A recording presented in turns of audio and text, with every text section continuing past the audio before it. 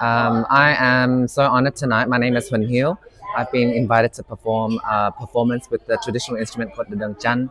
My regular day job is I'm an emergency nurse at Royal Melbourne Hospital, and I was born in New Zealand, but I came to Australia when I was 7. So a bit of a detour for my parents' refugee story.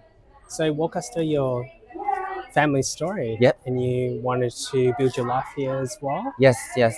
So my parents, the Vietnamese community in New Zealand was really small, and that's why my parents saw that Australia had, economically and for education purposes as well, we had more opportunities here to help with our family back home. So that's why we made the move here. And since then, we're just so grateful that Australia has been one of the major countries around the world that's accepted the Vietnamese community as a whole, but in particular to my family as well. And so we came here in 1998. Since then, my brother and I, we've completed our education here. We're now working, and we can see how hard working our parents has been, to leave Vietnam, go through, the being a boat person and whatnot, and, the struggles, the difficulties and the stories that they would have tell me every night, especially, probably all of our parents are the same, but my mum had trauma from the pirates and the boat almost sinking and things like that. So she'd tell me those stories, and I just really appreciate what we have at the moment. Yeah. So walk us through, there's a Vietnamese community in New Zealand as well? There was, but it was very small. I think because around the 1995 to 98, when my family came, I reckon max there was only 500 people, and we were so scattered across the country, like from the South Island to the North Island. You'd be lucky to find maybe 20 people gathering together at the same time. And we've got we've got like 5 different flourishing suburbs here: Footscray, Richmond, Sunshine, St Albans. Over there, you only had one house that was selling Asian groceries. It was in like one small room. One small room. That's all that there was. Yeah. And compared to Melbourne here, since you come, is there a big shift for culture? Yes, definitely. I think here we have, for instance, I was able to do Vietnamese school here to continue my language skills and whatnot. And I'm very grateful to a lot of my Vietnamese teachers, because not only did they teach Vietnamese school, but every year we did the Moon Festival together, and each grade had to contribute an item for those festivals. And that's a memory that will have a lasting impression in my life, to carry on the tradition of Vietnamese. So carry on the tradition of Vietnamese people. Yes. What does it mean to share your family's legacy with children and grandchildren? Yeah, I think we're so fortunate. So the legacy that I want to share on is just to always be grateful, and know that we could have been, unfortunate to have so many traumatic things happen to us, but our parents have paved the way for us to have the freedom and all the opportunities that we have. We're able to go to school, we're able to be supported by the government. Even now, working in the health industry, I recently had a surgery, and I looked at the bill, but it's free under Medicare. So all those things, you just want to give back to the Australian community as much as possible, whether it be through any sector. I encourage you to be a doctor, a lawyer, an engineer, but also even in the arts industry, to be more aware of mental health, whether it be through dancing, music. All those career are also something that I cheer on for as well. So I would love to see our next generation do things like X Factor, Australian Idol, and just flourish in that as well, and know that our parents have sacrificed so much, so it's now time for us to shine after 50 years. So passing on the 50 years you mentioned as well, what had Australia given you and your family, New Zealand and now Australia? I would say definitely financial stability and the freedom of speech. I'm able to say what I want, wherever I want, and whenever I want to. That's something that I have witnessed every time I go to Vietnam.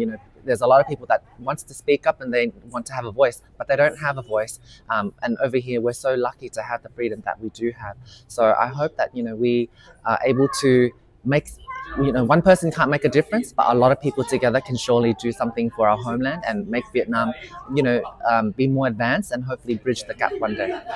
So let's put our Vietnamese caps on, shall we? Sure thing. Okay, so lúc Hiếu qua Úc, gia đình của Hiếu hy sinh thế nào để đạt được tốt đẹp bây giờ? Ba mẹ Hiếu phải làm rất là khổ cực. Nếu nhớ lại kỷ niệm tuổi thơ đó, thì có thể là đôi khi ba mẹ sẽ không có thường trực ở với Hiếu, tại vì làm nhiều khi phải làm 2-3 công việc, 2-3 job công việc để mà có được cái tiền, để mà cho ăn, cho học tất cả đủ thứ. Nhưng đây Hiếu muốn cảm ơn ví dụ mẹ đã cho Hiếu học bơi, tại vì sợ đi vượt biển, biết đâu một ngày nào phải đi vượt biển nữa, cái sợ mình không biết bơi, rồi học đàn tranh, học tiếng Việt, học toán, học Anh văn, tất cả những điều đó để mà mình có một cái chương trình học tốt nhất có thể. Và Nhiều khi vì như vậy mà đôi khi cái tình cảm với cha mẹ đôi khi mình hụt hẫng và mình thiếu đi cái đó, nhưng mà mình biết là cái đó là một cái hy sinh mà ba mẹ phải trải qua để mình có được cái ngày hôm nay. Rồi, gia đình của Hiếu có những giá trị văn hóa nào quan trọng nhất? Yeah. Nếu nói về văn hóa thì chắc là ba mẹ Hiếu đã một cách nào đó không có trực tiếp nhưng mà gián tiếp cũng đã cho Hiếu nghe về nhạc Việt Nam.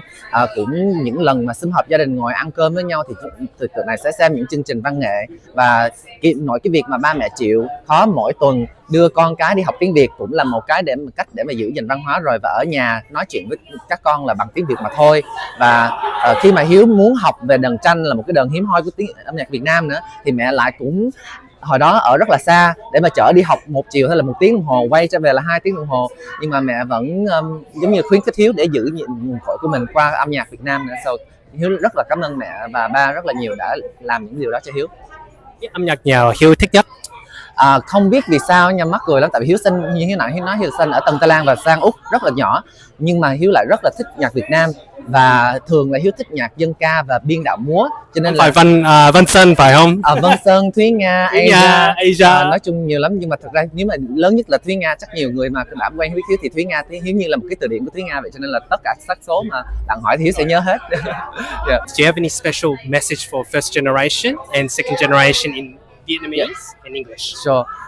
First generation, I would like to say thank you. Trước tiên là cho thế hệ trước, con cảm ơn tất cả các ông bà, cô chú, cha mẹ, những bậc phụ huynh đã làm những gì mà có thể làm cho chúng con để chúng con có ngày hôm nay.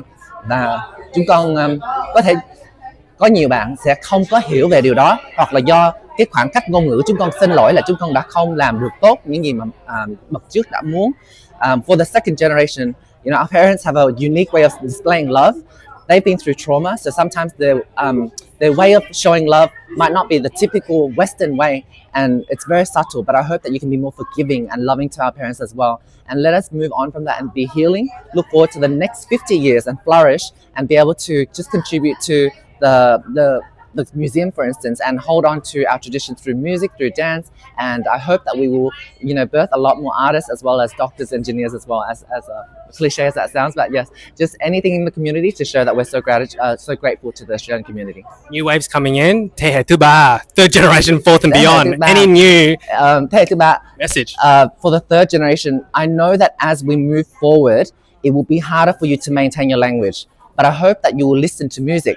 Tap into dancing, tap into music, listen to songs first, and then, you know, we've got YouTube, we've got Google Translate, and so many apps out there that can help you learn the language. Other than Duolingo. Duolingo, yes. Please, you know, spend some time. Em học tiếng Việt. Yes. Those books. The parents will love you so much, even if you can just do, you know, 1 line per week. Make it a mission. Make an effort. Yeah, make an effort to learn Vietnamese. I know it's hard, but keeping your roots, because you don't want your tree to die, and, you know, keeping our roots is very necessary.